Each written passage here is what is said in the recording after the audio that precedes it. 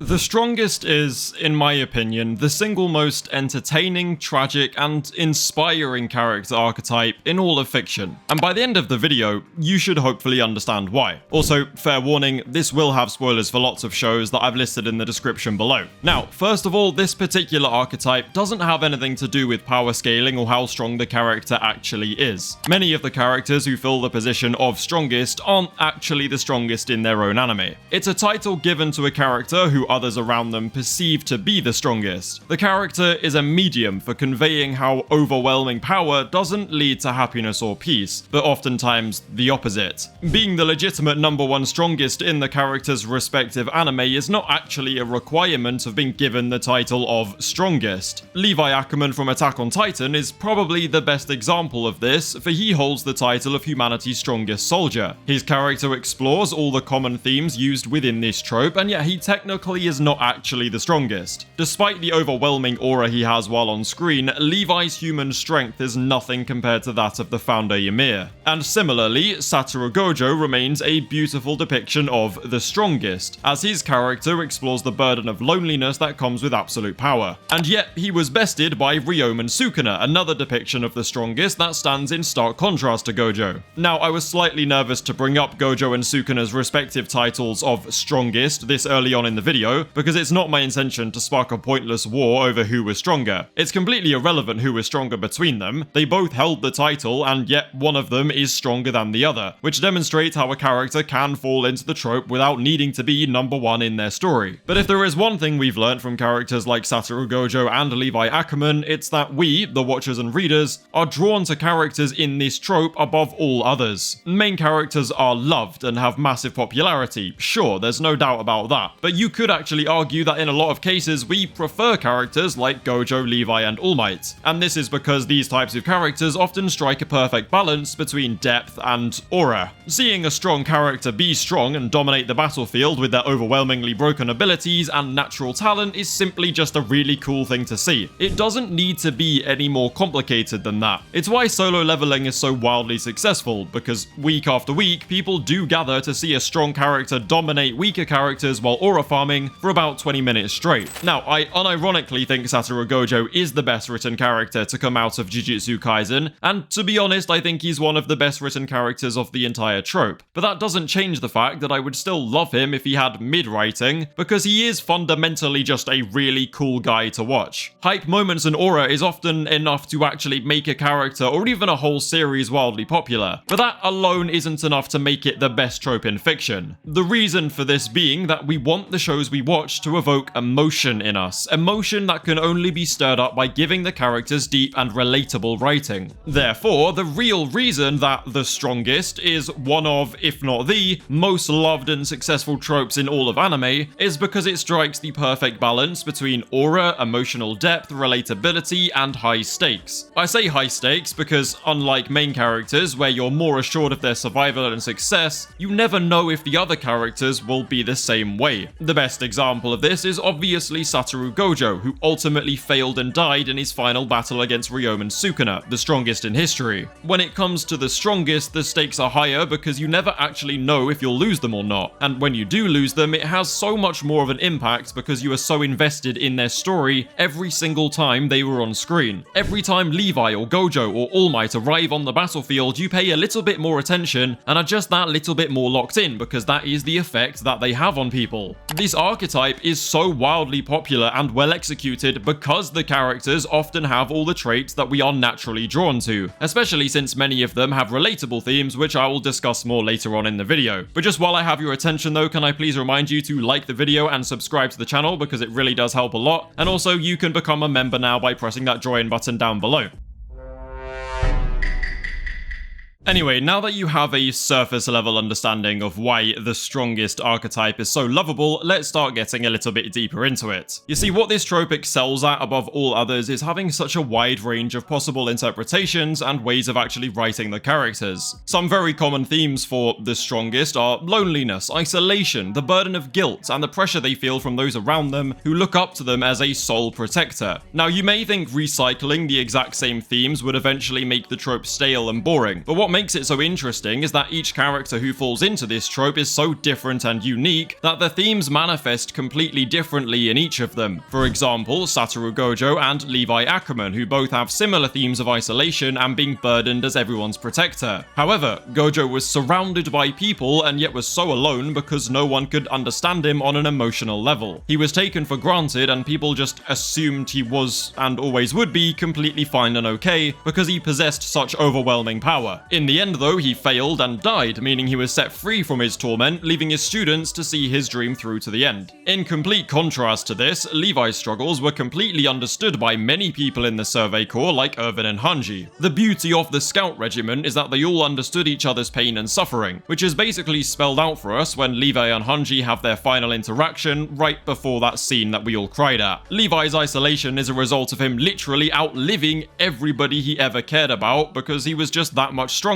His strength is a curse in the same way that Gojo's is, but instead of giving your life so everyone else could live, everyone else gave their life so that Levi could continue and be the spear that leads the scouts to peace. Both characters fill the role of strongest and feel that pressure to save everybody that they can, but the theme of isolation and loss manifests completely differently in each of them. It's the fact that one theme can be written completely differently for each character within the trope that makes it so interesting, and it's why we never get bored of it. To expand on this even further, I actually wanted to go through some of the most popular and best written examples of the strongest, which includes the likes of Levi, Gojo, All Might, Saitama, Shigeo Kageyama aka Mob, Sukuna and Meruem.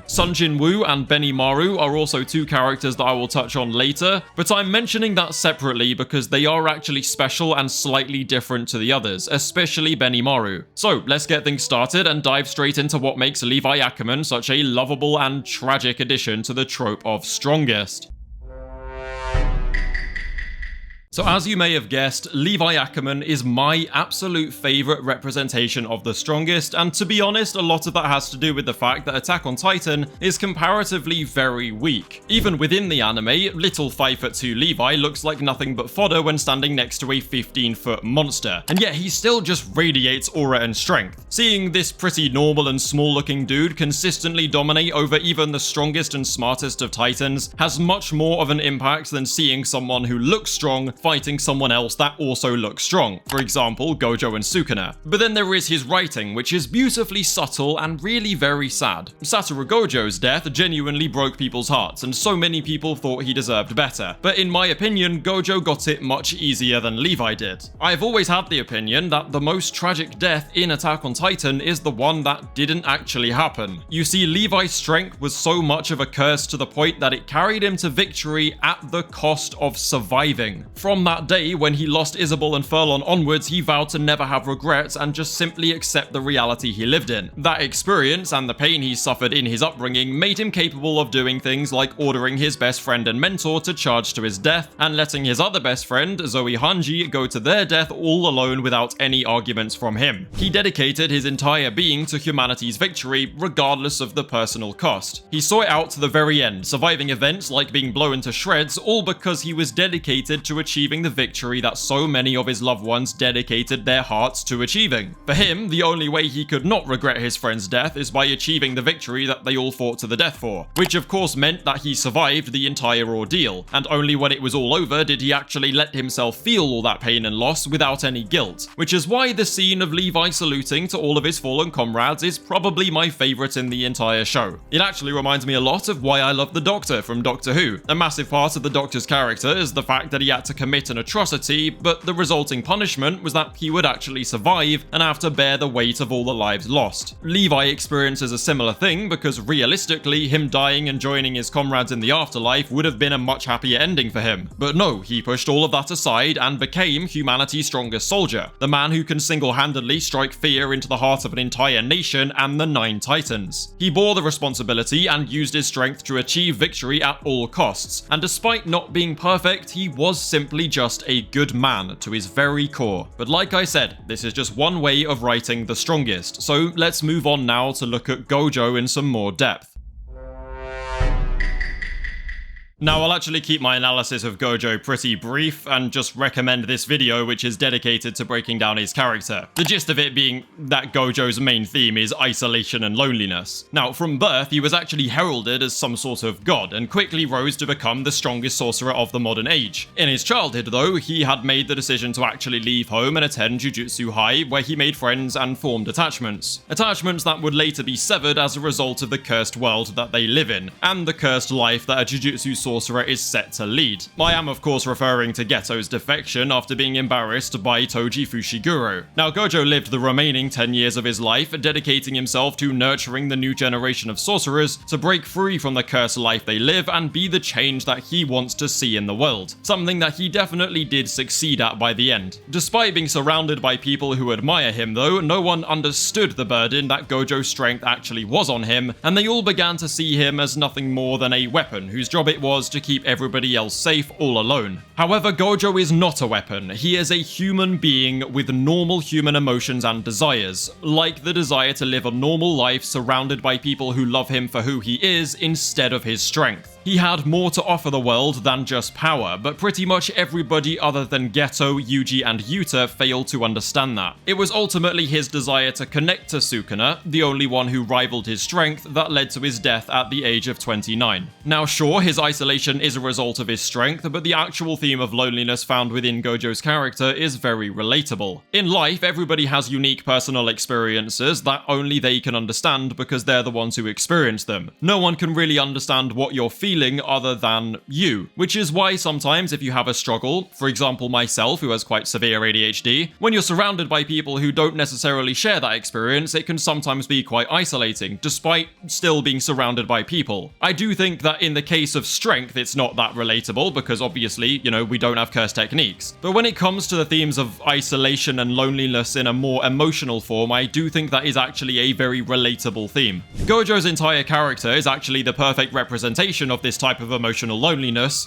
where you simply cannot convey how you truly feel to someone with just words. Sometimes you may feel like you want someone else to live as you for a bit so that they can better understand you, which weirdly enough is exactly what Gojo's little prodigy, Yuta Okotsu, did when he swapped himself into Gojo's body and used the limitless curse technique. Now, I don't think it was any coincidence that Yuta is also one of the very few characters who truly understood Gojo and who truly loved him for who he was instead of what he was. Within the story, Gojo's individual writing is actually just perfect, but his story also serves as a relatable and valuable lesson in real life. He should teach you not to take people for granted, to do your best to make sure that the people you care for feel truly appreciated and loved for who they are. Now, like I said though, I'm not going to explore Gojo any deeper because I already have plenty of videos discussing this and I don't really feel like being called a glazer in the comments any more than I already am.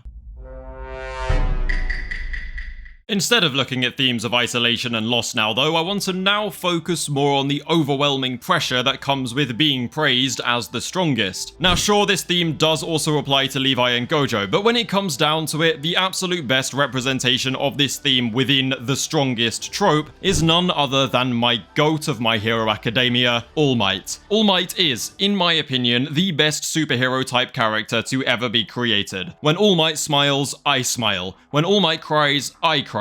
When All Might says I am here and screams plus ultra, I say I am here and also scream plus ultra. When All Might changes the weather with a single punch, I go outside and realize that I'm not All Might. Look, the point is that All Might has a completely different type of aura and charisma compared to every other character within this trope. He is every bit the symbol of peace and hope that Horikoshi wanted him to be, because despite all his own personal struggles, he puts a smile on his face and goes beyond his limits because that's what the people need in order to feel safe. Being the #1 hero in a society that depends on you to keep them fully safe is a monumental amount of pressure for one person to bear. And despite isolation not really being part of All Might's character, I'm sure he genuinely appreciated having Deku as his student. If the pressure was already insane, just imagine how All Might felt when he sustained that injury from All For One, and when his inherited quirk started slowly fading away. He had to put on a smile and hide all the fear and doubt he felt because that is what the people needed, even though he knew that his days as the #1 hero were now numbered. Being able to pass the torch on to Deku and be there to guide him every step of the way is the best he could ask for. But even when the burden was no longer his to bear, he still wanted to fight and do absolutely all he could to keep everybody safe. Because you see, the magical thing about All Might is that even though he feels all that pressure, he still is genuinely inspiring and has a genuinely hope-filled smile. There is nothing fake about it. And for that exact reason, he is probably one of the best examples of a character who strikes the perfect balance between being well written and just really cool. Now, I do also want to quickly talk about Saitama, and I say quickly because, to be completely honest with you guys, I haven't even come close to finishing One Punch Man. I've watched the anime once and read some of the manga, but for the most part my memory and understanding of One Punch Man probably isn't up to scratch with a lot of you guys. But the main point I wanted to talk about was how early on in the series, Saitama's overwhelming strength made him so powerful that it almost seemed as if he just became depressed. Slowly, over time, things that were once exciting and thrilling became dull and boring. He never felt challenged or that he was progressing anymore. He was uncontested and all-powerful, which proved to be a pretty boring and depressing way of living where it seems as though nothing really matters. I haven't finished the series though, so I could be completely wrong, but from what I have seen, it gives me the impression that this is the story of how Saitama rediscovers joy and finds the thrill of a challenge that he hasn't felt in so long. It's a simpler and more straightforward interpretation that is similar to that of Shigeo Kageyama, aka Mob from Mob Psycho 100, who I am also now going to briefly talk about. Similarly to One Punch Man, I've only watched Mob Psycho once and it was a while ago, so my memory is also a little bit hazy for this one. But I do seem to remember Mob himself being shown as the definitive strongest psychic for most of the show. And I think Mob is the perfect example of how overwhelming strength is not the key to happiness. Similarly to One Punch Man yet again, the series starts with Mob already being the strongest, and it explores a similar theme of depression or lack of joy because of having no real struggles. But Mob learns that there is more to life than just strength, as he does things like join the Body Improvement Club and make loads of friends along the way. Mob is also just very naive and easy to manipulate, as shown by his relationship with Reagan. I can't really speak on it too much because I need to rewatch the whole show, but the series did a really great job highlighting the importance of having others in your life and that there is much more to attaining happiness than just power. I would actually recommend this anime to anyone who hasn't seen it. In my opinion, it has a second season comparable to the Shibuya incident, both in terms of story and animation quality. It's really, really very good. Okay, it's time to switch things up though and look at the darker side of this strongest character archetype. Ryomen Sukuna, the strongest Jujutsu sorcerer in history. The King of Curses also holds the title of strongest, but the themes surrounding Sukuna stand in complete contrast to those around Gojo's. The isolation brought about by overwhelming strength is a very important theme in Jujutsu Kaisen, and one that is shown through the likes of Gojo, Kashimo, Yorozu, and Sukuna himself. The theme actually manifests differently between each of these characters, with the biggest difference being with Sukuna. It's the difference between Gojo and Sukuna that makes the theme so interesting and well executed within the story of Jujutsu Kaisen. Gojo was trying to get through to Sukuna because Gojo knew Sukuna was the only one who could truly understand that burden of strength. What Gojo wanted was to break through to Sukuna because he thought he understood his suffering, which was true to an extent but not completely. Gojo failed to realize that Sukuna's isolation actually manifested completely differently to Gojo's. Gojo grew up being praised like some sort of god and went on to make friends in his childhood that would shape him as a human being, and into the man he is today, a very good man. But Sukuna was the exact opposite. From the moment he was born, he was rejected and cursed, meaning he never actually learned the value of having other people to care for. And that is why, despite his strength, he never felt anything towards others, and it's why he wasn't lonely in the same way Gojo was. All that Sukuna had ever known was isolation, and so the loneliness itself actually manifested as eternal boredom instead. Boredom which could only be satisfied by refining his jujutsu and challenging the strongest foes. It wasn't until after his defeat at the hands of Yuji Itadori and the rest of Jujutsu High that he realized he could have chosen another path but didn't out of fear of the curse that he was. It's a really very interesting representation of the strongest, and one that is only given more depth when you compare it to Gojo's. Okay, while I'm on the topic of antagonists being the strongest, I think it's only right that I talk a bit about Meruem, the Chimera Ant King from Hunter x Hunter. Meruem's entire character is about exploring the value of humanity. He begins as a monster who grows stronger by consuming humans, and it doesn't take him long to actually attain absolute power, exceeding even that of Chairman Netero's, despite Netero still giving him a good physical fight. At the end of the day, he actually still lost to Netero though, because he underestimated humans. But he also learnt from humans that there is more to life and more to happiness than just absolute power. By the time his end came around, Meruem had actually managed to accept this and chose to spend the last of his time alive playing with Komagi, who he had learned to actually care for over their time together. This was for no reason other than fun, like he knew he was going to die, he knew he had lost, and he knew there was no benefit to him ever beating Komagi at Gungi. And yet he still played Gungi in his final moments, because playing that game with Komagi was what taught him to have fun and feel happiness, in addition to learning the value of others. Meruem's story is about how he went from a monster to a human because he learned that there is more to life than just power. Strangely enough though, Jin-woo actually has a very similar theme to Meruem, which shouldn't actually surprise you because it's clear as day that Solo Leveling took a load of inspiration from Hunter x Hunter. Now I admit, Jin-woo is definitely one of the shallower characters, but what he lacks for in writing, he makes up for in sheer aura and awesomeness. But one of the main themes in all of Solo Leveling is humanity and the value of the human experience. It's all about how this power was passed down to a human being, which was seen as foolish by all the other monarchs who stand there as gods, but Ashbourne saw something within humans that the others didn't, and this idea of him seeing the value of humanity actually travels throughout the entire show. It is the bottom line of Solo Leveling. It's all about the value of humanity, and this is how Jin-woo actually exceeded expectations and saved the world. It was because we mixed Ashbourne's power with a human that allowed Solo Leveling to be possible. The one example of the strongest that I decided actually needed talking about last is Benimaru from Fire Force, and I decided this because Benimaru is actually a very interesting and special case. You see, from my admittedly limited understanding, Benimaru is one of the few characters within this trope where he has actually made peace with the burden of strength and has chosen a very decisive pathway. He knows what way he wants to use his strength and live his life, in a similar way to how Sukuna simply lives by his own beliefs and desires, but less evil. Asakusa doesn't cling on to religion like the rest of the Empire does, which means that when they take the lives of Infernals, or anybody for that matter, the burden of killing and all the guilt lies on them. The Empire can go and kill Infernals and then their gods will bear the burden of guilt or sin, but in Asakusa they don't have a god to believe in, so the burden lies all on Benimaru, who fills in that position of a god for Asakusa. The entire burden for everything that goes on in Asakusa lies on him,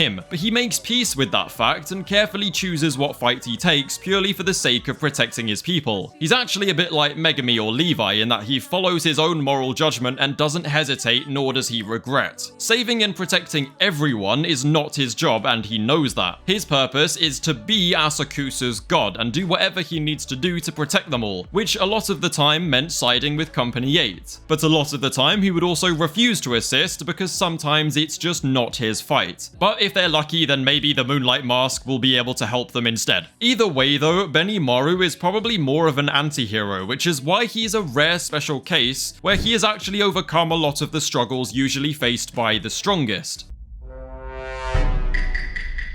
So as you can see from all the examples I've discussed, there are definitely common themes that are reused within this trope, but they never get stale because they appear differently in each story and each character. Even within the same story, the way these types of characters are written can vary greatly, as demonstrated in Jujutsu Kaisen with the difference between Gojo and Sukuna. There is so much in common between each representation of the strongest that we can actually learn a lot from exploring this trope, because if there is a lesson to be learned here, it's that power does not lead to happiness, but surrounding yourself with good people will. All the loneliness and boredom and depression and loss that is expressed in these characters all has the common factor of power. We can now see from the likes of Meruem and Saitama that even if you obtain great power, you will start to miss the human experience. The things that bring us joy and happiness are not a result of power, but are brought about by our interactions with others and having people around you who can care for you and support you. That is ultimately what this trope is trying to teach us. universe. Actually, I think I can find a way to summarize the message that the Strongest Trope is trying to deliver, through characters like All Might and Levi and Gojo, who go through immense suffering for the sake of protecting others, while also being careful not to lose their way. A very important message is being conveyed. In fact, it's a message that has existed a long time before this trope properly even manifested within anime. Because as a great man once said, with great power comes great responsibility.